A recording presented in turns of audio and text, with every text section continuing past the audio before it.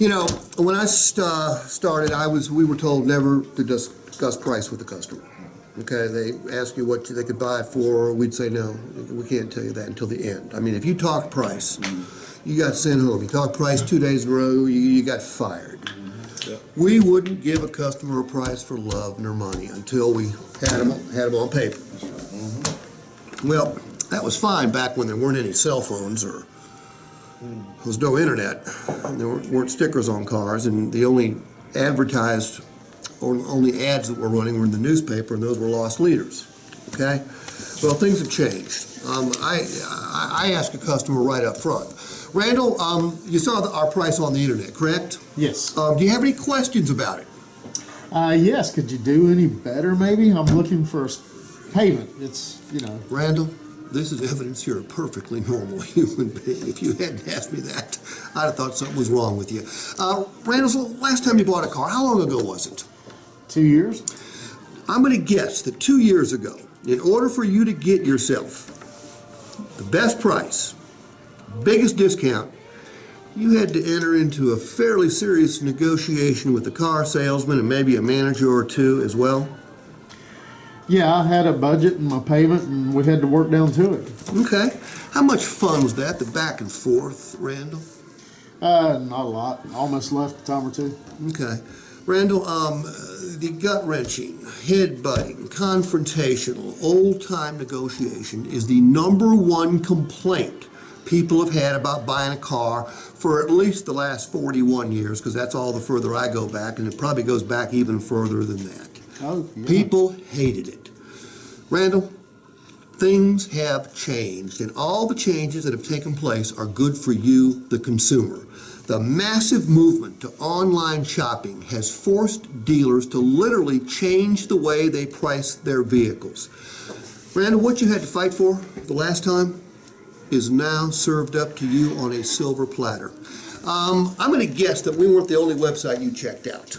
Oh, no, huh? You probably looked at a number of different vehicles, a number of different websites, and at a number of different stores, correct?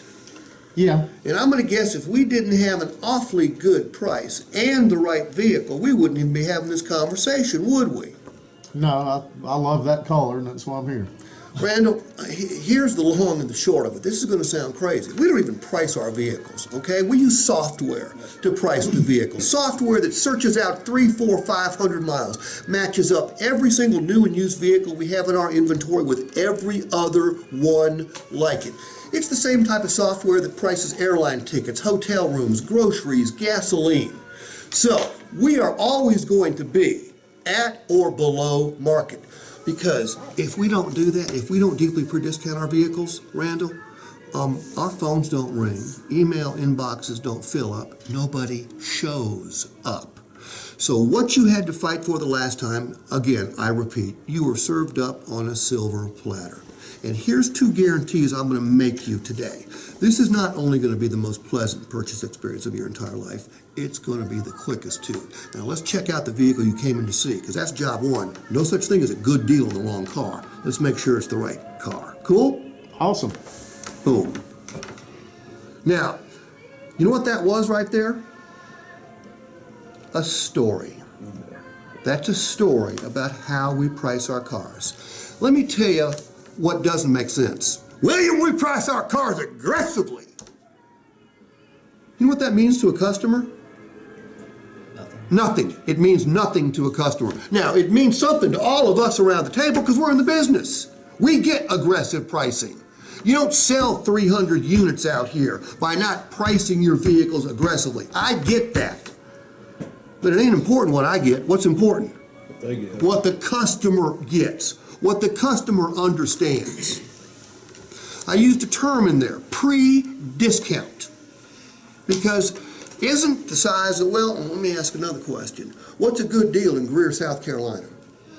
Good deals depend on the customer's opinion. Perception. It's all perception. How many of you have ever delivered a vehicle where you made a 4-pounder and the customer left happy as they could be? How many of you have ever given away a vehicle and the customer's still mad at you? Oh, yeah. Okay, so it's perception. Here's the problem. You know, we've taught, how long have you been doing this, Fred? About 14 years. 14 years. Fred's guilty too. We've taught people that our first offer was never our best offer, right? Because that's the way we did business. But nowadays, we're moving closer and closer to a one-price world, whether we want to do it or not, whether the customer wants to do it or not.